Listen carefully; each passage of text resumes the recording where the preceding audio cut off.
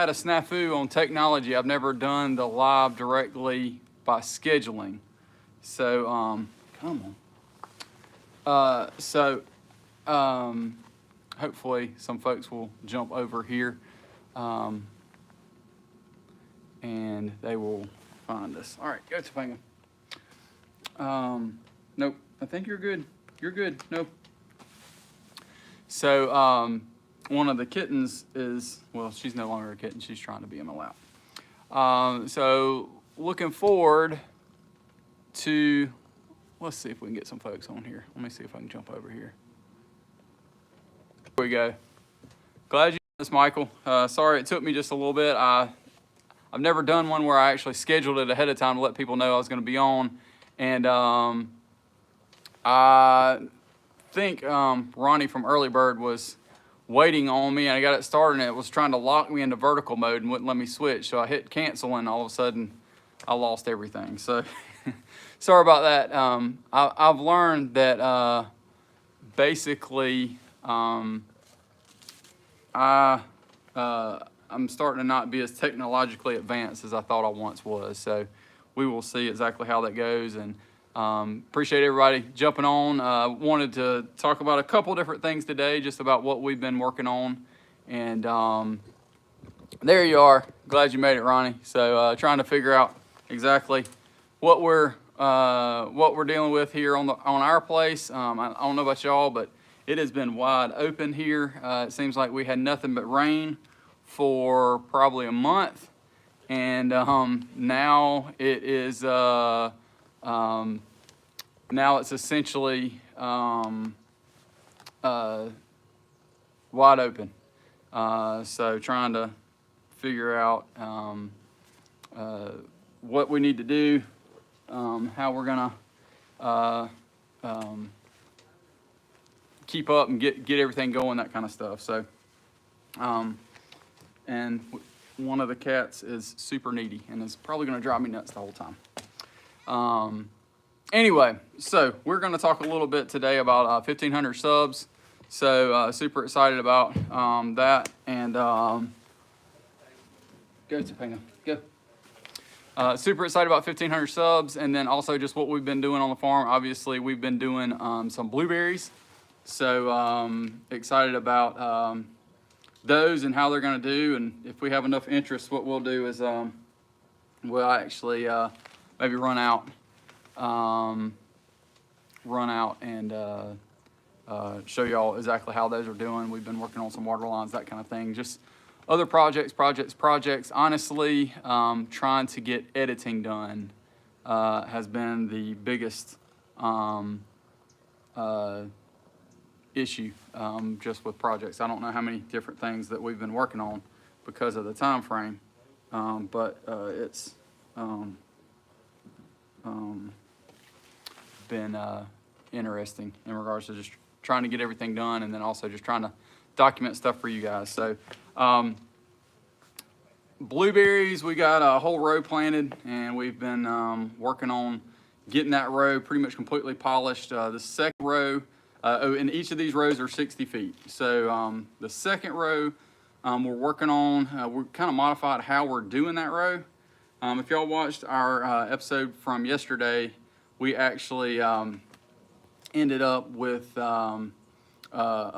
planting, and we dug individual holes. We took the sod off about 2 foot wide, 60 foot long. We did that by hand, and then I dug individual holes for those blueberry plants, and then ended up amending the soil in the holes, which is basically peat and then pine bark soil conditioner in a 1-to-3 ratio. Biggest thing to remember with that is that when you're talking 1-to-3, because that peat is actually compressed, it can be kind of confusing. So essentially, if you buy that 3.8, I think it is, cubic foot bale that they have at a lot of the big box stores, or at your local farm supply, they might have that size, but I know my local farm supply has a wide variety of sizes of peat. So you just want to check about that specifically.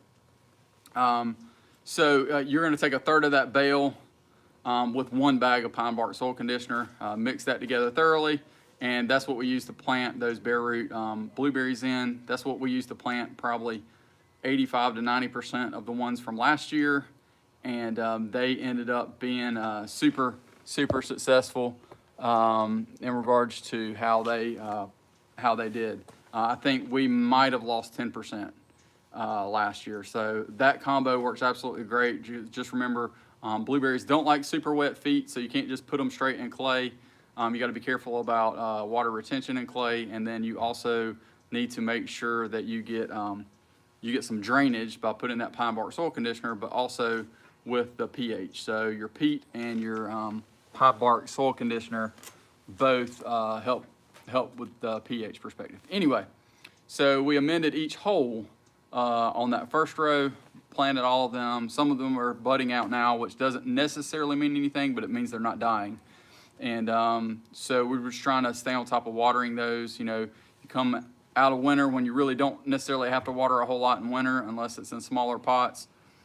And you come out and you tend to forget to water things. I know I came home to a gardenia that was given to me when my grandmother passed, and I've noticed that it's starting to get super dry. So I actually need to move it and water it more. Need to really get it in the ground just because I've had more success for that in the ground. So first row of blueberries, that's what we did each individual hole. Second row, I said there's got to be an easier way because it was a lot for us to be able to get in there and just manually with shovels 2 foot down, 60 foot long. And we ended up taking the tractor, and I had borrowed a potato plow from my good buddy Rob, and I basically ran, I marked everything like I did the year before, or in the row before, and I ran that plow all the way down. So there's basically kind of a V all the way down, and that also broke up that sod. So I still had to come back with the shovels, but it really didn't take nearly as much. If any of y'all have a specific question, definitely let me know. So I'm trying to, I don't want to just end up rambling on. So basically I ran that potato plow all the way through there, then came back with a shovel, and then I think what we're going to do is try and amend that whole row. The other positive aspect in regards to the location we're putting those, they do have a gentle slope down, so it shouldn't hold a ton of water. Again, blueberries don't like wet feet, so so that's the blueberries. We're working on water lines as well. And trying to get water lines put in for, do you want to get on camera? Huh? So this is Topanga, everybody. She is probably the friendliest cat that we have. All right, Topanga. Sometimes too friendly. But with this second row, we're going to amend the whole row, and that's why I haven't gotten out there. And I'm also trying to debate what variety, because you got to think about pollination. There's a local guy to me that probably lives maybe 7 miles away, and he is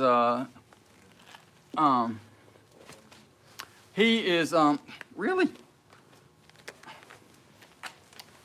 sorry guys, the cat is rubbing all up on my blackberry starch, so I'd rather her not do that, and then she's wanting to get my lap too. So he told us that in regards to pollination, that would not be a major issue because of the distance that we're looking at. He said basically he's got long rows, and then he puts the pollinators at the very end.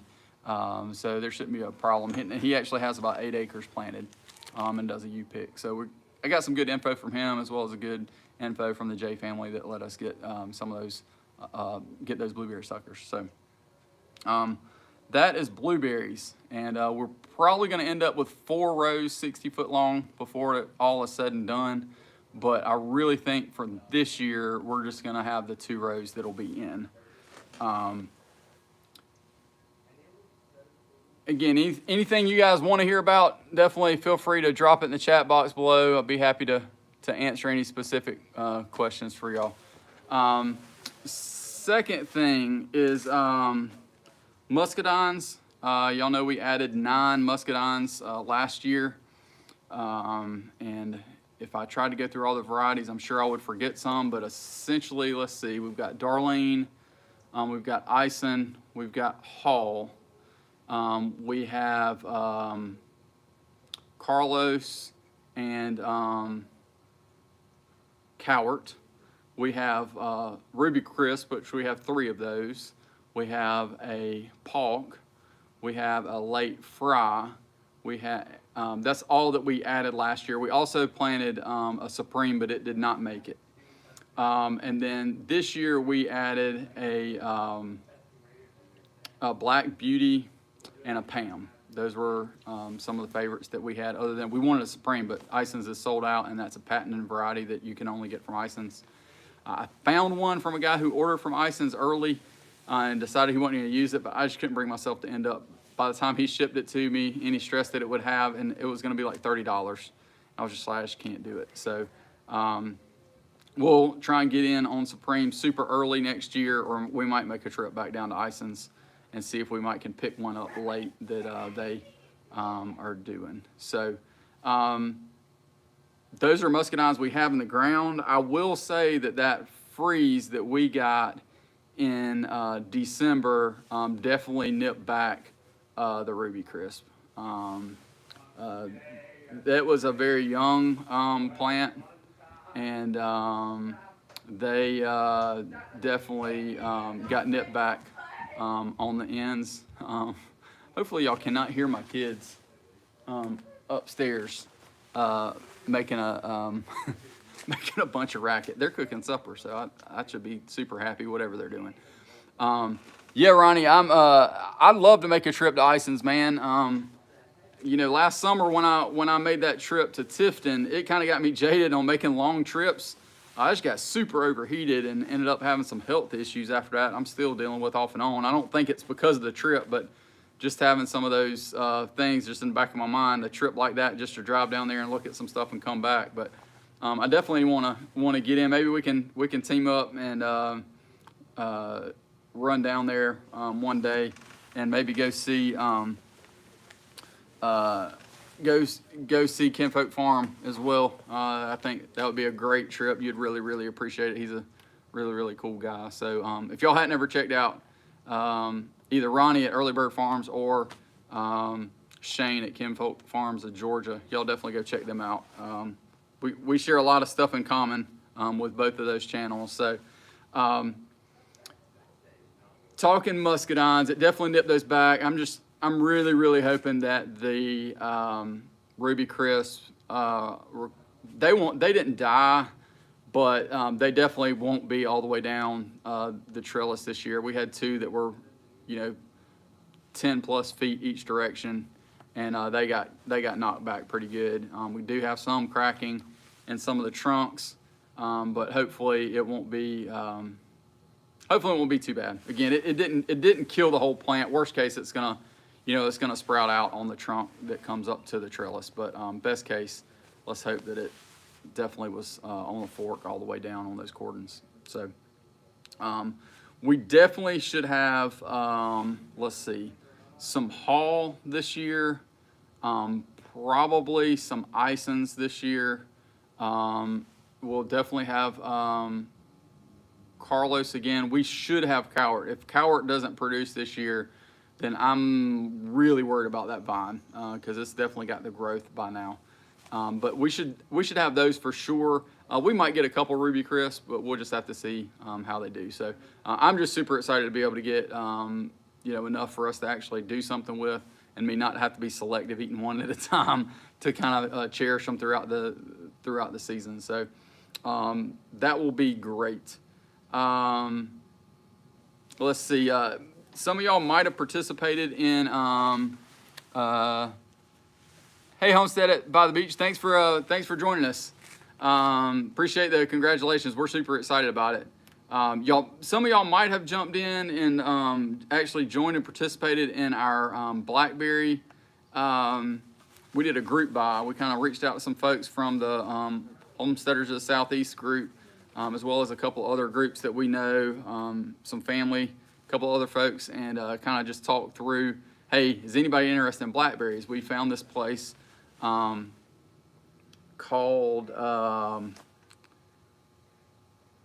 I think it's Pence. I looked at 2 different ones, but yes, it's Pence. Pence Nursery out of Arkansas. Hey, do you want, when, sorry, it disappeared. Let's see here. Winona,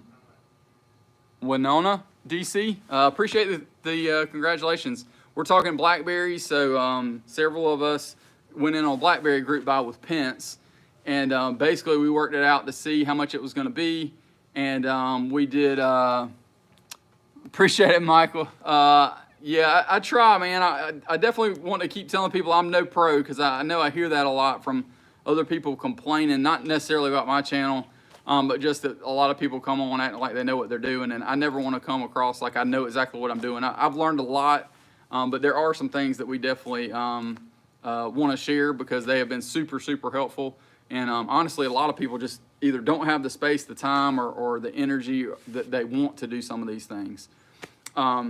So blackberries, we did a group buy, and basically if you order up to a certain number, you got them at a certain price, and if you order at the next level, you got them at a certain price, and vice versa. So we kind of figured it up, and we could save over half price if we got at least 150 blackberry plants ordered. And I think we ended up with about 10 people going in on it. And I ended up with a few extra because me keeping up with a spreadsheet, I ended up with it being a little bit off, and actually had someone's order in that never paid. I tried to reach out to them. They gave me the order, but they never paid, and I tried to reach out, and they disappeared. So not a big deal anyway. My goal is, and I'll flip the camera around here in just a second to show you exactly what I've got potted up right now, my goal is what I want to do is actually have blackberry plants, and I've got currently, y'all might have watched the video where we actually planted bare root blackberries last year. I'm working on a video now. I've already planted them, but I'm working on a video now of basically finishing out that row with some Primark Freedom. So that will probably be our next video, is Primark Freedom planting. So right now we currently have about a 70-foot row of blackberries. Michael, I'll jump back to pH on blueberries here in just a little bit. So I got that 70-foot row planted, and then I'm going to plant one more 70-foot row.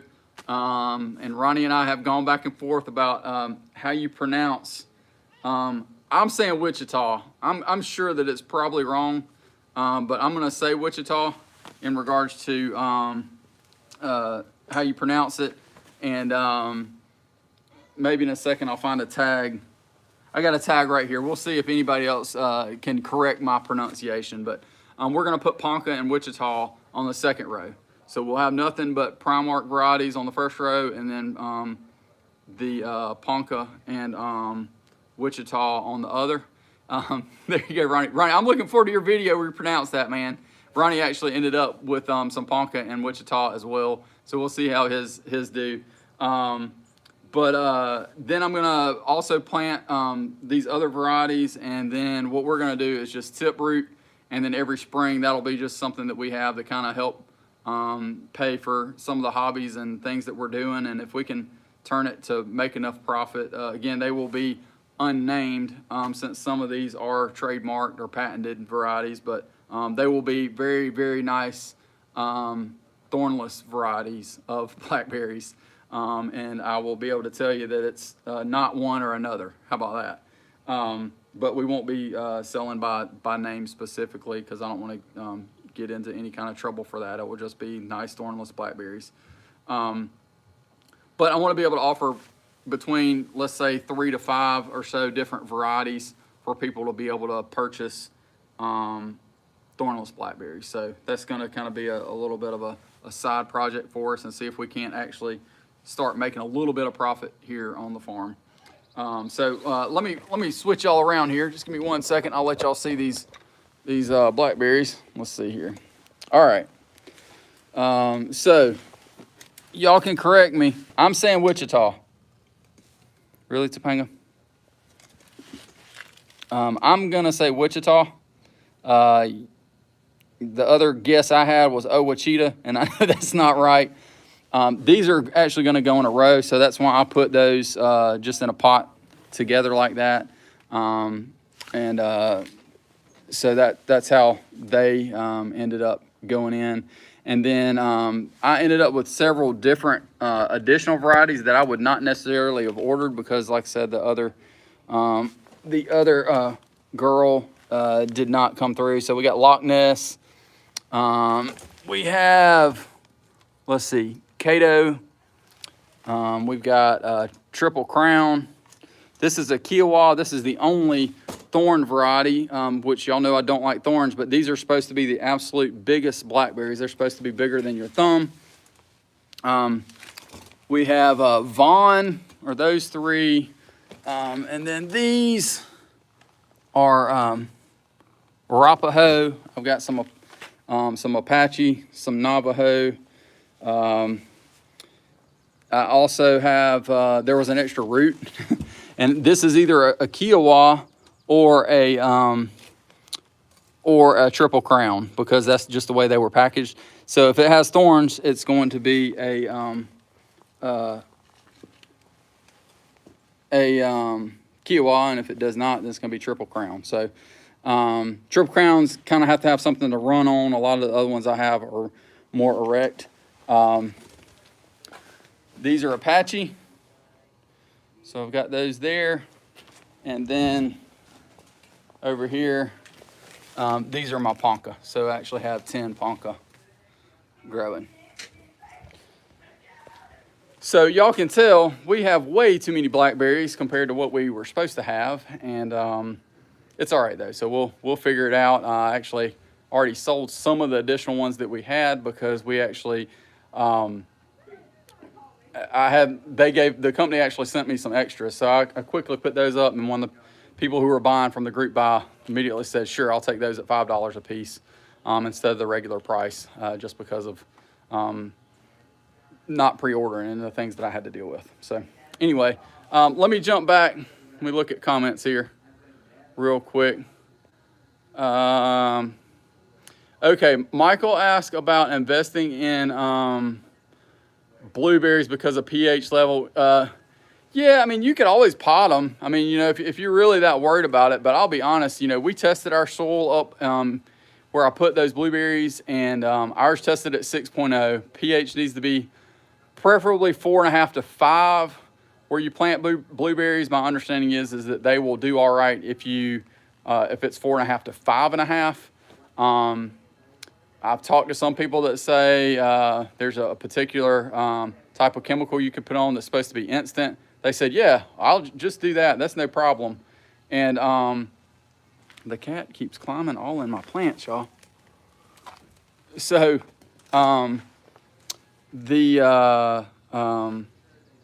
my worry about that is going a little bit too far with it. If you mess up and get that pH too low, like, it's going to be super hard to change. Last year, those that I did plant in the ground, pine bark soil conditioner and peat, I just made sure I had a good bit around that, and they did perfectly fine. Any potted ones I had in that did perfectly fine as well. So I'm just gonna have to leave her alone, and hopefully she doesn't break anything off. Let's see who else we got here.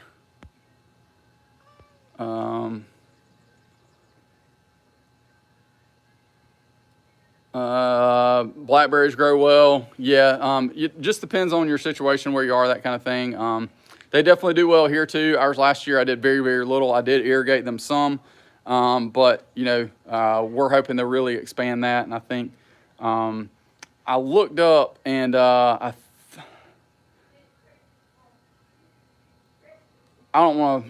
looked up how many I needed, basically for our family of 6, of blueberries, and blackberries, muscadine, you know, those strawberries, those kinds of things, because we definitely just potted up some bare root strawberries too. So if any of y'all are interested, I'm definitely willing to go out and show y'all how the blueberries are doing right now, and we can kind of go look at muscadines if you want to.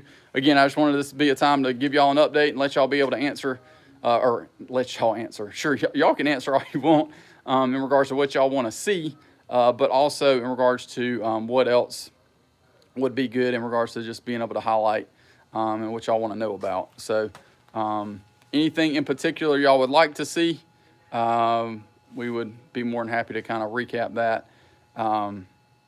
I will just make a couple other comments other than those blackberries, blueberries, strawberries, and muscadines. We also have been working on some grafting, and I'm super excited about that. If any of y'all remember on my first of the year recap, that was one of my goals, was to learn how to graft. And I'm super excited. I don't want to take y'all too close, but you can see this right here. That's a grafted tree, and we're gonna have a video kind of highlighting that kind of stuff. So if that's something that interests you, Ronnie actually kind of triggered my interest from Early Bird Farms, triggered my interest about learning about that. He tried to do a persimmon last year, and we've got a big American persimmon. I was like, you know what? I need to learn how to graft so I can make those American persimmons into Asian or Japanese persimmons. And so we attempted some of that. Those have not leafed out yet, so we'll see how that goes. And we'll have a video kind of highlighting it.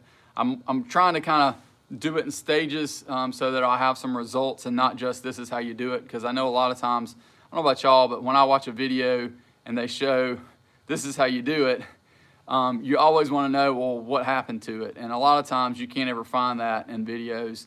And I will say one example, and he's a big channel, but one example from grafting that I absolutely love is Mike Kincaid. He's out in Washington State, but he will video stuff for months and come back and show you exactly what happened. So he's certainly a great resource for rooting and for grafting. That he will show you exactly what's happened. So I'm trying to do that. I'm also working on some blueberry cuttings. Y'all might have seen in yesterday's video that I had a handful of Tiff Blue cuttings. I cut all of those into about 6 to 8 inch pieces, and I probably have between Tiff Blue and then there's potential that second row might be powder blue, but I had some powder blue to thin out too. And had about the same number of cuttings of those. Between Tiff Blue and Powder Blue, I probably have 100 blueberry cuttings going right now, and we'll see how they take. From past experience, and it's probably been a year, maybe year and a half or two, since I put the video out about rooting blueberries and camellias. They take forever to root. So if you're trying to root cuttings from blueberries and you see leaves, then definitely don't think that you have roots. Ronnie, what do you like a ton? I know it's probably something I said, but trying to keep up with these comments and they disappear on me. I wish they would actually stay up there.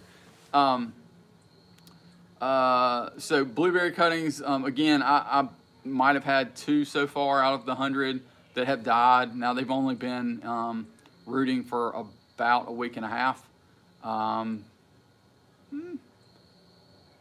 Maybe 2 to 2.5 weeks now. And but they're leafing out. I mean, they look good, but we will see exactly how they do. I just know that those others took months and months. I did the others in a 2-liter Coca-Cola bottle, and it sat in our kitchen window, which is right up here, for quite some time. My wife was asking me, okay, can we move these? Can we pot them? What can we do? And I probably let them go a little bit longer, and I think timing was part of the issue too, because I think I actually did it in fall maybe, and then just waited all the way through winter and through, and wanted to make sure they truly had good roots. But it took months and months and months.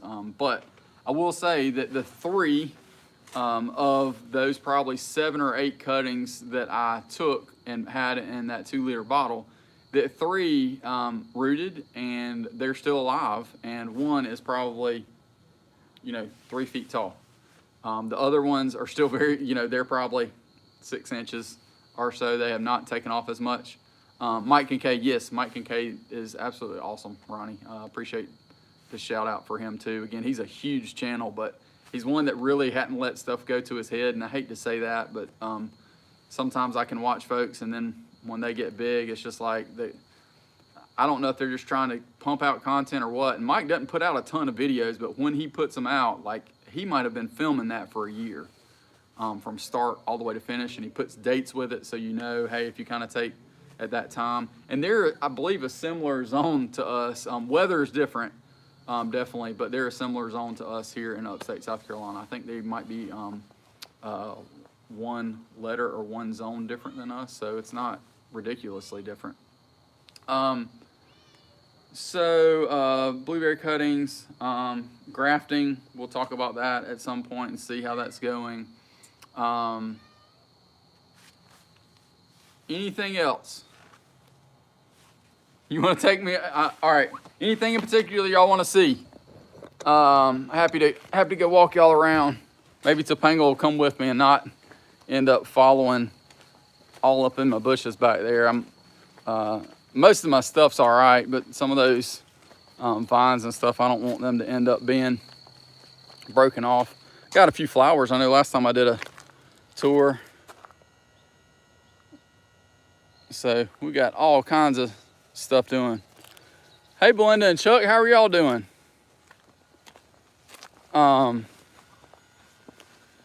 Cell service improved. Well, I probably got away from Wi-Fi. I was right on the edge where I was standing before, but y'all might can see, let's see here. I can see the red bud. Let me flip you back around here. Right there is our tulip magnolia, and it is blooming like crazy. We've also been working on a bed right here to completely expand that and grow that out. We forget what episode it was when we first did that. Man, look at that sunset. Isn't that awesome? Oh my goodness. Anybody else having a sunset like that? If you are, how about this? Let's do a challenge tonight. Y'all want to do a challenge? Why don't you post up on social media some sunset pictures and just tag us, and we will pick out who's got the best sunset. How about that? Man, that is absolutely beautiful. So I'm walking up here to the blueberries and muscadines. Y'all gonna get a little bit of a sneak peek. That's why all y'all came anyways, to get a sneak peek of some water lines that we're working on for the blueberries. So let me flip y'all around, get y'all over here. So I don't want y'all to be looking right at my neighbor's house. We'll be polite. So, all right, so these are our muscadines that we planted this year. Well, y'all know Late Fry is the one we actually planted last year, but did not have a trellis wire up. So we've got it there. I still got to work on my water line. You'll notice this side has a water line, although I hadn't hooked it up yet this year. I need to. This side does not, so that's kind of the difference at this point. So we've got Late Fry. We've got Black Beauty here, which I need to tie it up. And it has not budded at all. I know the Pam has budded out, and I believe that is our first bud.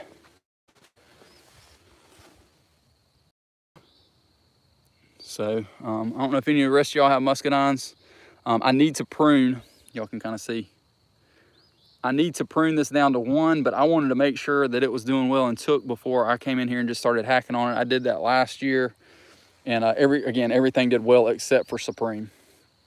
All right, let's talk about Ruby Crisp.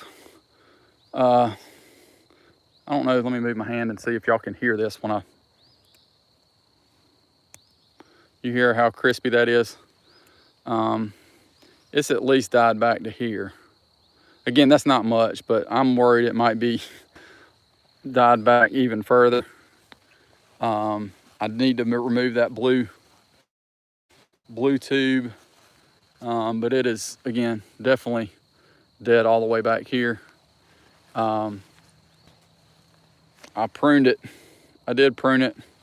I came in here and pruned it, but let me show you one of these other ones and exactly what it looks like on the, here we go. Hopefully you can kind of see if it'll focus here. It is definitely split and not good. I don't think that it's dead though. And it's certainly not dead all the way down, but it is, that frost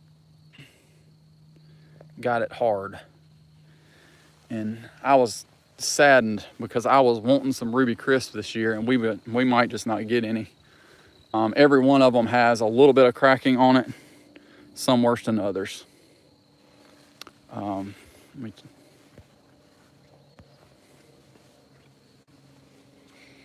All right, and so here's where we currently are with blueberries. I'm waiting on somebody to make a comment fussing at me about how many blueberries I've got in this one row.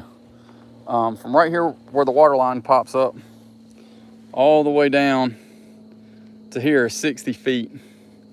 And to right here is where I stopped planting, just because that was all of the Tiff Blue I had right on hand. I've got a couple in pots down here that I need to put in. But you can see my spacing. I don't know if any of y'all saw that on the video. I was using my feet as spacing. They are definitely a little tight together. However, I will say I planted them that way intentionally. You can see it'll focus in.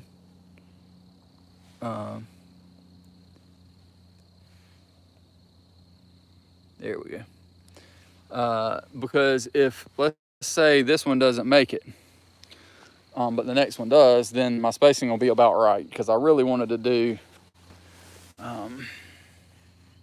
about 3 foot spacing. And then I started counting up how many Tiff Blue I had, and I was like, listen, I just want to put these all on one row. Again, they are starting to bud out. You can kind of see.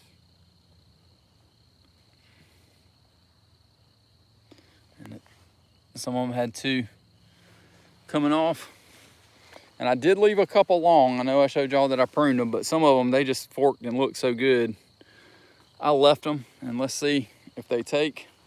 And if I have them taken and they're 2 feet apart, then I can always move them in about 2 years, and we can expand if we need to. Some definitely look better than others. Y'all notice this one, it just doesn't look as good, but it could just be it hadn't come back yet.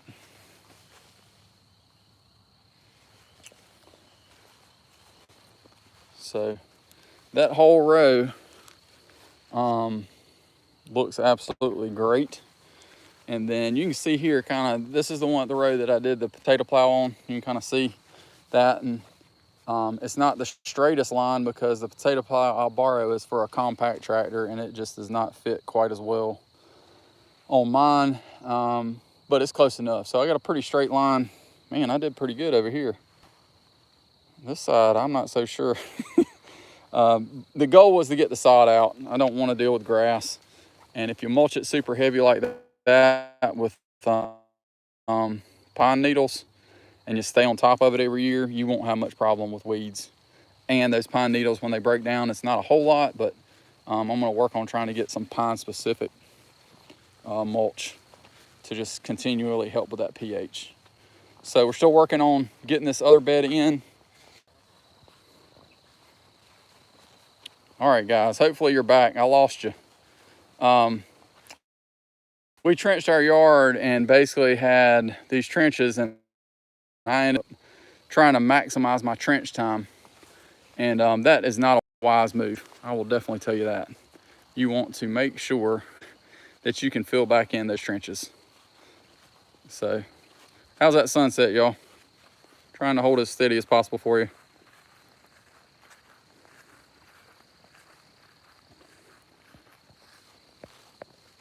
All right, guys, so I don't know how many of y'all are still hanging around, but we are definitely enjoying this time of year. And again, I just wanted to jump on here and let y'all ask a few questions. Let's just chat a little bit in regards to how things are going here in 1,500 subscribers.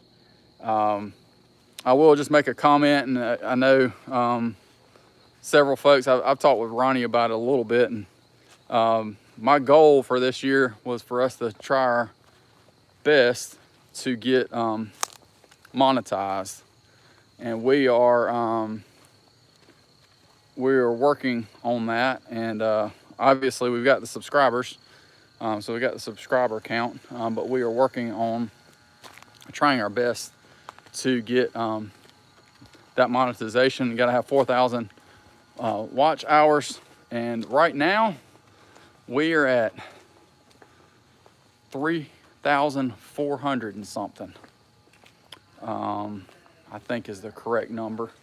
So we are at about 600 hours away, and I know that when we were at Roots and Refuge, that is when, you know, some of our growth happened, and that was last May. So we're hoping that we can kind of push over the edge before that peak that we had. If we can't, we can't, and who knows, it might be another year before we get there. But for now, we're pushing hard and trying to encourage everybody to watch us as much as possible. If you do have a job where you can play it in the background, we'd definitely love it and appreciate your support. Not that we don't want you learning, but kind of just to help put us over the edge. We would greatly appreciate that in regards to that feedback. So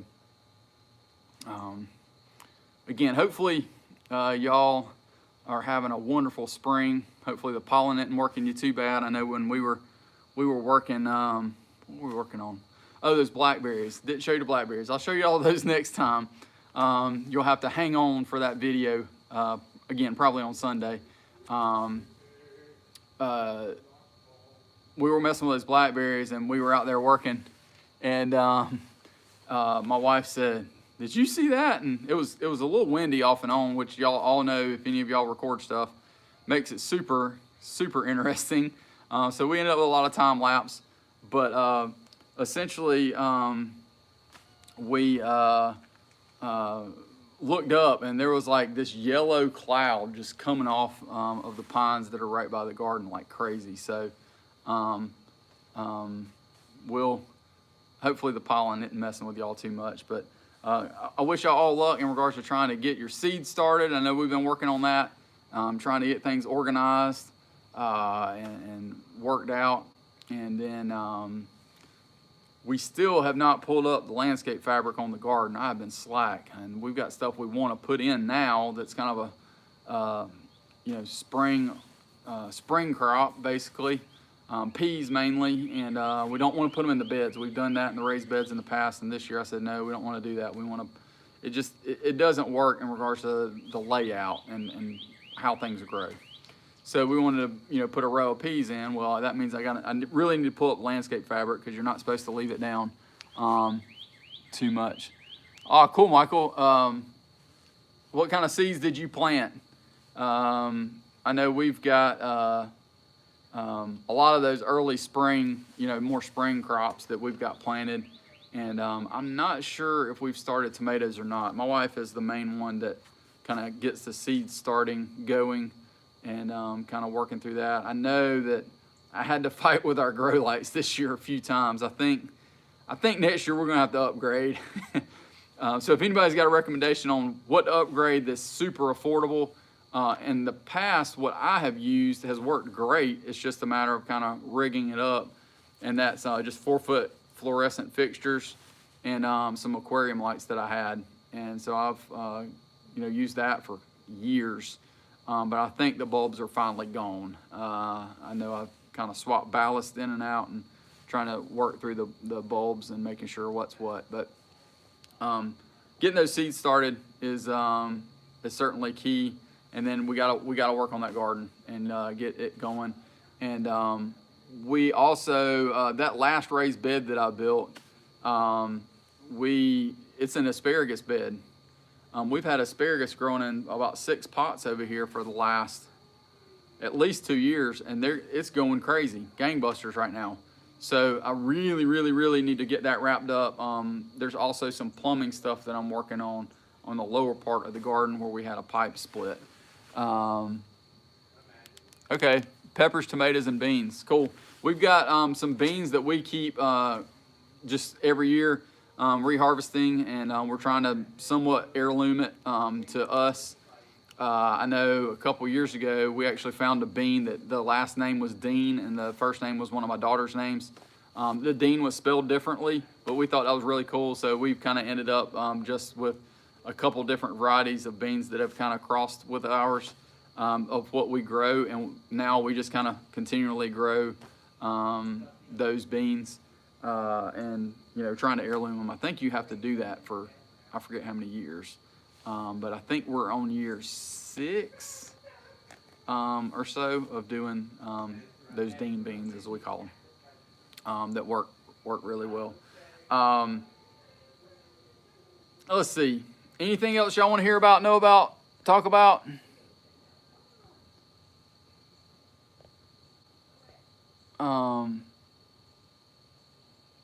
Belinda and Chuck, I don't know if y'all are still here. You're over there liking my reels on Instagram. There we go. I was trying to clear that off, and it was trying to send me to Instagram. So again, there's just lots and lots of stuff happening here on the farm. I don't know about y'all. I just feel like I'm kind of behind the 8 ball and getting stuff done. Again, just had so much rain, and then it just hit me. We got to do this stuff, and now it's here, and it's like this every single year. So hopefully we can get somewhat caught up, and not only with getting actual things done, but also documenting for y'all, because I know you guys like to kind of see it when it's happening, or at least because okay, well, now's the time I need to do this, and trying to do that efficiently has always been one of my personal struggles. So again, if there's anything that y'all want to particularly see in the future, please let me know. Just kind of comment down below once this finishes, and we will be able to know exactly what you guys want to see, and we can try and highlight some of that stuff. Well, guys, I think we've been on here about 46 minutes. If you do not go check out Teal House Farm, just a great family. I know they've participated in our tomato challenge in the past. They usually come on live, I believe, at 7 Eastern or 8 Eastern. They're Central, so I always get it mixed up. But go check out their live. Tell them we sent you there.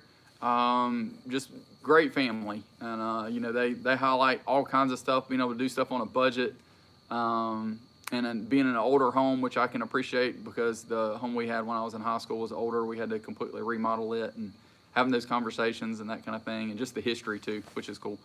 I was trying to think of one other thing that I wanted to make sure and highlight before everybody left.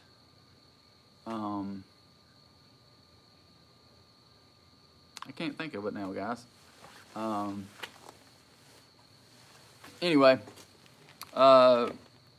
really appreciate y'all watching, and just hanging in there while we kind of took a tour, talked some blackberries, blueberries, muscadines, a little bit of grafting. We also are working on starting to root some plants. I met a guy locally and was able to buy a bunch of 1-gallon pots for 20 to 25 cents a piece. So being able to kind of root different cuttings, and again, then just trying to see if we can't work out some kind of way to be able to generate some profit, and or just offset some of the things that we do here and enjoy. And a lot of times, I'll be honest with you, if you have the time, it really, especially if you can automate some stuff, if you have the time, it really doesn't take that much more to do, let's say, 50 cuttings as it does to do 10. It might take a little more space, but if you've got it automated to run a sprinkler, or if you're personally going to go do it and end up doing a where you go out there and water it every day, you just got to make sure and stay on top of it. You can't not do that. That's where you run into quite a few problems. And then also just landscaping projects. We're working to try and get some of that stuff done. As well as everything else. And ooh, can y'all hear that?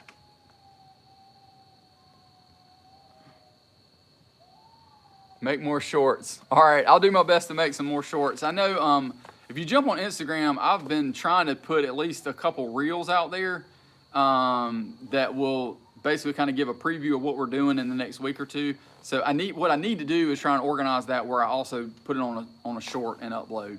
I know that a lot of people kind of prefer that stuff, and trying to kind of summarize some things in a short amount of time and or give a preview. So that was coyotes going crazy. I don't know if y'all could hear that or not, but they were.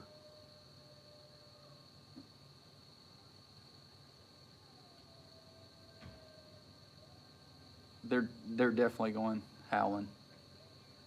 Anyway, oh, I remember what else I was going to talk about. And I'm sorry to be so scattered, y'all. Now you know why. You can hear them awesome, man. They're so scattered, y'all. Now you know why. You can hear them awesome, man. They're it's really, really cool as long as they don't come and mess with my animals. I don't worry about it nearly as much since we don't have goats anymore. Back when we had goats, man, I would be worried all the time. But we never had a problem, thank goodness. I think it was just my dogs kind of being in the same general vicinity and them hearing them bark that they wouldn't come around. I was going to talk about chickens. So chicken egg prices are still nuts, and everybody seems to be talking about chickens and that they want to get chickens and all this kind of stuff. And for those of us who have had chickens forever, I find it to be extremely amusing because we all know that for the most part, you know, it's still cheaper to buy eggs than it is to have chickens to lay eggs. But it's part of the experience, and if you use them for other things, whether that be fertilizer or bug control, etc. For any of y'all that remember, you know, 2 years ago when I really got into kind of doing landscaping projects around the house, like we did that bed next to the shop, we did the bed over here by the dog pen. I'm continually working on the front yard that still needs help, and now it needs weed help. But just kind of growing different things, different places. We used to free range our chickens, and like legit free range, like they wouldn't come back to the coop. Like they were living 20, 30, 40 foot up in pine trees.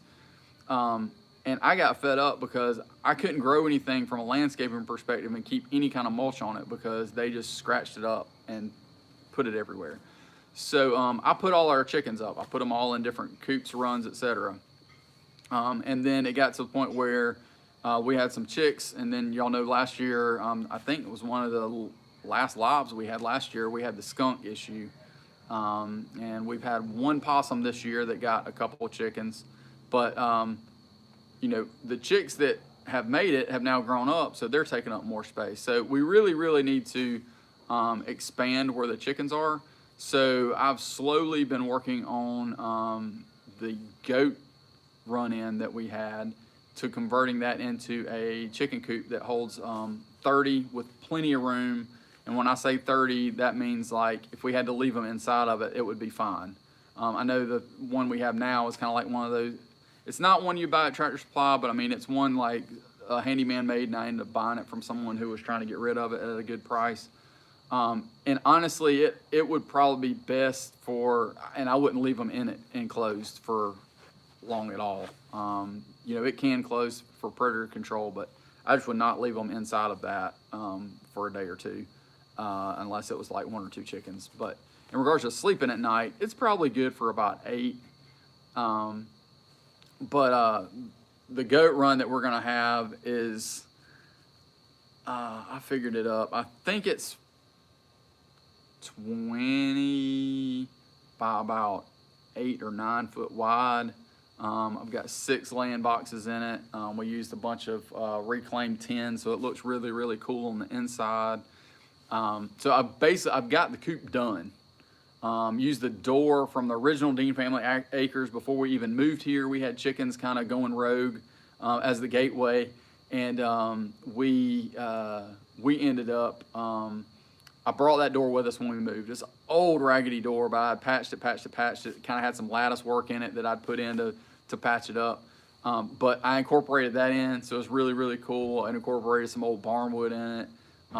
So the chicken coop is top notch. You can walk in it, no problem. They have tons of roosting, and you don't have to go inside of that to get the eggs. My issue has been the run. So I needed a run to be able to basically keep them protected, and I don't want them going all over my yard again. So the run's been the issue. Well, I'm using my dog kennel panels for the run, and it is essentially the spacing that I've got it on is I needed a bigger net. I had basically some it's bird netting, but most people use it for like your fruit trees and that kind of stuff. I picked it up somewhere, and that's what I've used in each of our other runs. I've just kind of put that over it, incorporated it in, and it's kept them in and kept hawks and stuff out too. but it was not big enough, and what I had left was not enough. I couldn't even piece it together. So I ended up ordering off eBay some bird netting, and I didn't want the cheapo plastic stuff. I kind of wanted some stuff that was going to be woven, kind of like a fish net almost.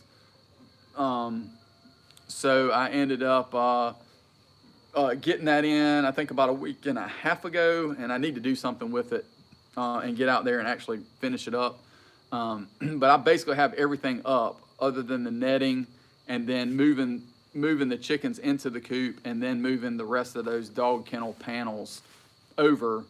I just can't move it because the chickens are using them now. So essentially, in the next probably, I would say a week, but I'm being realistic. Let's say 2 to 3 weeks, our chickens will be able to be moved.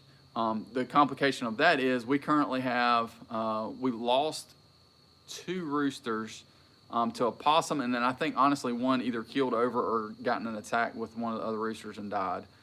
So we've lost 2 roosters. So now we have 1, 2, 3, 4. We have 4 roosters, 3 of which, well, let's say 2 of which I'm willing to keep as breeders. They're Lavender Americanas. And so we want to basically try and put all the lavender hens, which now I have 3 lavender hens, and I also have some first generation that their parents, or the daddy was lavender. I want to put all those together. I've had people ask me about hatching eggs, and I need to get them together. Number one, because I need to get back to my project of trying to breed back and it being Lavender Americana, basically. I never bought hens, but I've continually bred back. And when the skunks got in, and then a couple of other things we've lost, I was up to, I think, year 3 of crossing back, and then we lost back to basically year 1. So this year, I think we'll be back to year 2 and 3, depending on which birds I'm breeding. All the lavender hens that I have are year 1 or 2. I don't know, because I just hatched the blue eggs and they were with the lavender rooster.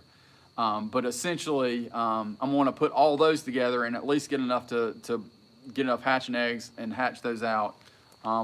We always have a hen go broody, but then it's always interesting trying to work that and them take care of the chicks, etc. And then I'm going to move the current coop nearby there and net that as well and put fencing up, so that we can basically have 2 separate flocks that have plenty of space.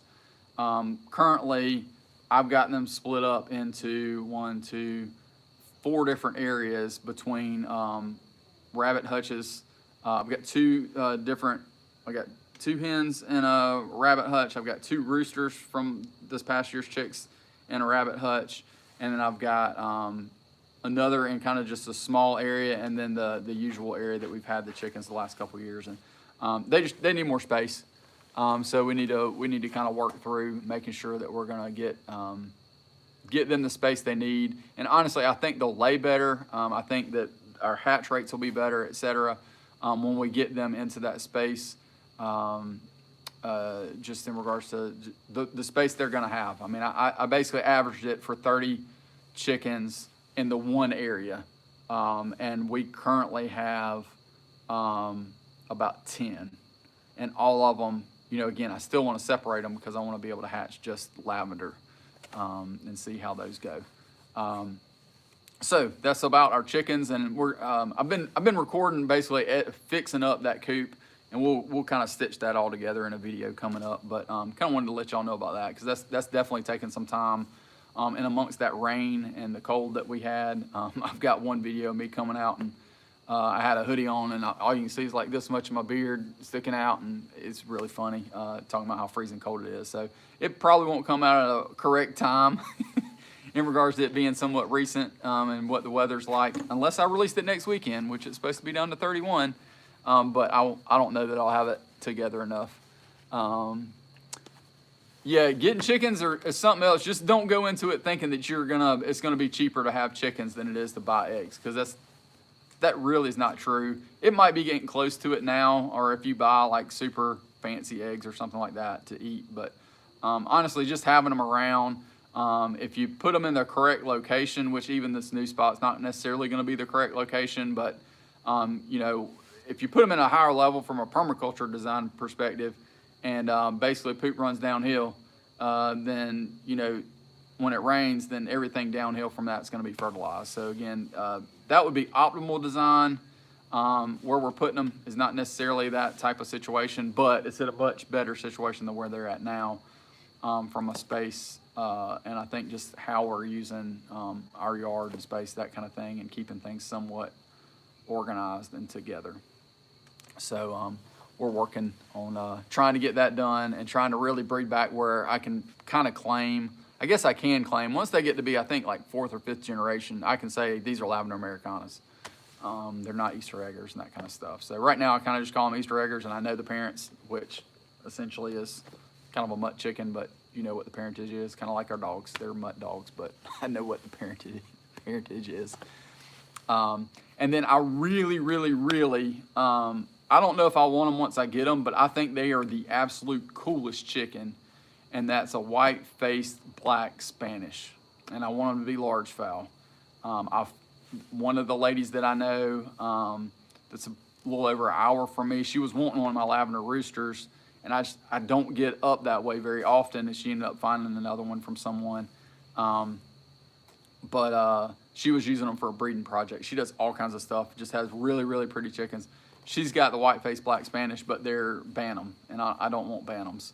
And then I found another guy on Facebook, and I messaged him, and I used the abbreviation, which most chicken people, if you own them, I would think would know what WFBS are, white-faced black Spanish.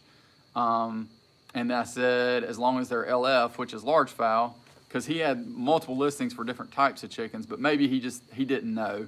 And I sent him a follow-up message and have not heard back. But he's the only person somewhat locally that I've known that has had those in South Carolina, for sure upstate South Carolina, in years. I knew a guy probably 5 or 6 years ago that had some, and I just couldn't ever connect with him, and I really didn't have the space to kind of focus on doing that specifically. And honestly, it might have been 7 years ago. It was a long time ago. And I've seen some, but they'll be in like North Carolina or Georgia or something. And I'm just not going to drive like that unless we're going on vacation and I can swing by. And not saying that I hadn't ever taken chickens with me on vacation. We definitely did that when we went to Oconee State Park and had some chicks, and I didn't want to leave that to the person who was watching the farm. So we ended up taking baby chicks, and they stayed in the cabin with us in the little bedroom that we had in the cabin. So that made a memory for sure. But those are one other breed that I just think they're really cool. So if you've never seen those, definitely go look up white-faced black Spanish large fowl. And if you see some, they're just super cool. Their whole face is white, like the lobes and stuff, like it hangs down, it's kind of droopy around their eyes, it's all white. And y'all know I like the Americanas because they've got the big beards, and I've got lavender because they're gray. I just think that was kind of cool. And I'm not intentionally making my beard go that color to be able to match the chickens. Anyway, we have definitely been on here more than an hour. I got on another spout about talking. So anything else that you guys want to hear about, know about, before we sign off here? I think I've probably yapped enough, and again, just super excited about where we're moving this year. And y'all know I switched full-time jobs last summer, so I had a ton of momentum, and I switched jobs, and like my focus went on making sure I was learning that job, and definitely have not put as much effort into YouTube. And I'm really trying my best now, especially this time of year, to just kind of stay ahead of the curve and try and document and share what we're doing, just to help everybody out. And again, just grow the community, especially specifically here in South Carolina, because I think that is something that people are moving here for, because they're interested in specifically kind of being a little self-sufficient in some form. We don't have to get into a huge debate about what homesteading is really about. In my opinion, if you want to homestead on half an acre, do it.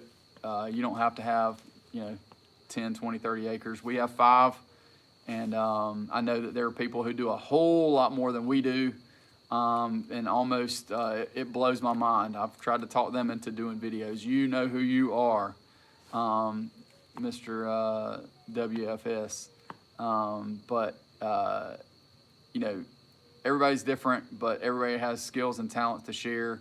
That's another thing that I think is really cool about having multiple different opportunities to share and where you can share with that in regards to just different platforms.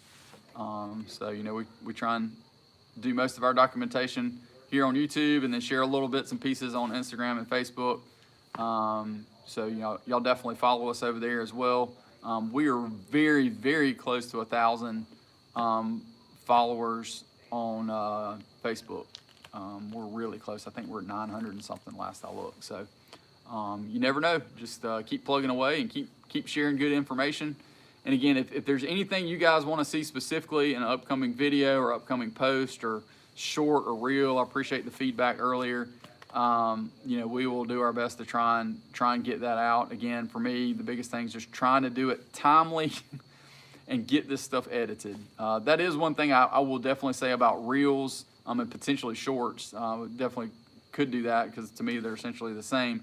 Is that you know, they don't take much editing. You almost have to do them in one take. You don't have to, but it's really easier. Just do it in one take and get it done and just blast it out.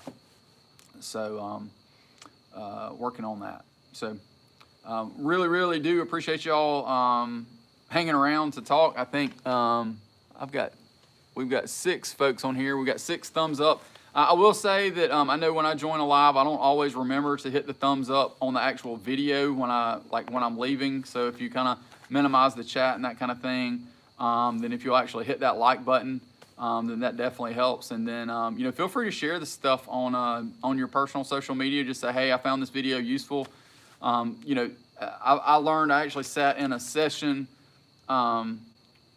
Saturday with someone, and thanks for following us, Ben. Ben jumped over on Instagram to follow us some as well. I was sitting in a session on Saturday for something that I was doing, getting a certification for a volunteer organization I'm affiliated with, and we were talking about public relations and just different things, and they were talking about social media specifically, which, you know, from a work perspective and what I do now is super beneficial too. Even though this was not a work thing, this was kind of helping with that service organization. It's Rotary, and so I went to a training with that. And one thing that they reminded, and I think a lot of times some of us tend to forget that, and sometimes I think it's traditionally folks that are probably in that late 50s and up crowd that don't understand this. But I will also say that there are some people that are my age that do this. If you share everything you see, your content's probably not going to get seen by a whole lot of people. So, you know, when you share things, share quality things. That's one reason that we don't put a video out every day of the week. Number one, it wouldn't be a good quality. And I really want to make sure that we provide good quality content for you guys. And honestly, I kind of prefer and like to show the how-to or the what we've done, so that either you can learn from it, or that, you know, you can say, all right, this is the way I want to do it, I don't want to do it, or you can share it with someone else that you hear is asking about it.